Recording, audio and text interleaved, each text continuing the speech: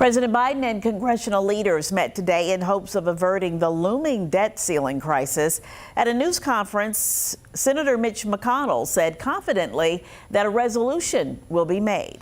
Still, because of this region's heavy concentration of military operations, a failure to come to a resolution would have a devastating effect on Hampton Roads. That, according to Senator Mark Warner. Here's Mike Gooding. The damage done would be draconian. Virginia Senator Mark Warner doesn't paint a pretty picture of what would happen if the United States defaults on its debts. He says Hampton Roads, with its heavy concentration of military personnel and operations and retirees, would suffer greatly. Probably there'd be very few regions in the country that would be harder hit than Hampton Roads because we have so many veterans, because we have so much military presence, because the federal government is such a large investor in the region.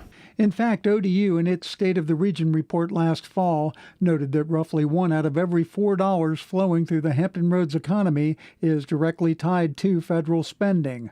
Warner says the impact from a default would be felt instantly here, and it would hurt. Should the government default?